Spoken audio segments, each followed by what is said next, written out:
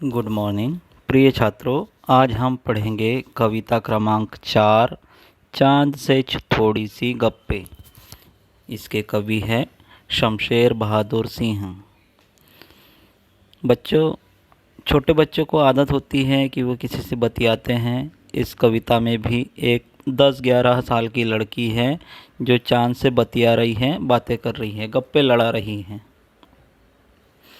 अब चांद से गप्पे लड़ाते हुए वह कहती हैं कि गोल है खूब मगर आप तिरछे नज़र आते हैं ज़रा। आप पहने हुए हैं कुल आकाश तारों जड़ा। सिर्फ मुंह खोले हुए हैं अपना गोरा चिट्ठा गोल मटोल। इसके बाद लड़की कहती है कि आपने अपनी पोशाक को फैलाए हुए हैं चारों सिमत। आप कुछ तिरछे नज़र आते हैं जाने कैसे। खूब है गो की वाह जी वाह, हमको बुद्धू ही नीरा समझा है। हम समझते ही नहीं जैसे कि आपको बीमारी है। आप घटते हैं तो घटते ही चले जाते हैं और बढ़ते हैं तो बस यानी कि बढ़ते ही चले जाते हैं। दम नहीं लेते हैं जब तक कि बिल्कुल ही गोल न हो जाए। बिल्कुल गोल। आपका यह मर्ज़ अच्छा ही नहीं होने में आता है। आपने कविता पढ़ ली, अब इसको हम समझेंगे। 10-11 साल की लड़की चांद से गप्पे लड़ाते हुए कहती है कि आप बहुत गोल हैं, परंतु आप मुझे कुछ तिरछे से नज़र आते हैं।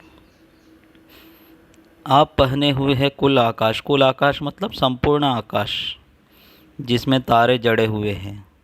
ठीक है, तारों की नक्काशी की गई है। ऐसा लगता है कि तारों से जड़ा हुआ आकाश चंद्रमा ने पहना है, चंद्रमा की पोशाक है। और ऐसा लगता है कि उन्होंने केवल अपना मुंह खोला है, और जो कि गोरा है, चमकदार है और गोल मटोल है। आप अपनी पोशाक को फैलाए हुए हैं चारों सिमत। सिमत मतलब होता है दिशा। चांद ने अपनी पोशाक को चारों दिशाओं में फैला दिया है जिसमें तारे लगे हुए हैं। फिर वह कहती है कि आप फिर कुछ तिरछे नज़र आते हैं, पता नहीं क्यों। खूब है गो की। गो की मतलब जैसे कि। जैसे कि वाह जी वाह, हमको बुद्धू ही नीरा समझा है। नीरा मतलब पूर्ण। वह कहती है कि आपने हमें पूरा मूर्ख ही समझ लिया है। हम समझते ही नहीं जैसे कि आपको बीमारी है। आप जब घटते हैं तो घटते ही चले जाते हैं। मतलब चांद जब घटता है तो वह छोटा छोटा ही होता चला जाता है, और बढ़ता है तो बस यानी कि बढ़ते ही चले जाते हैं। और जब चांद बढ़ना शुरू करता है, अपना आकार बढ़ाना शुरू करता है, तो एकदम बड़ा होता जाता है। और चांद तब तक के दम नहीं लेता अर्थात चैन नहीं लेता जब तक कि वह बिल्कुल गोल न हो जाए, गोल और गायब न हो जाए। आपका यह मर्ज़, मर्ज़ मतलब होता बीमारी, रोग, आपका यह रोग अच्छा होने में नहीं आता है। ठीक है।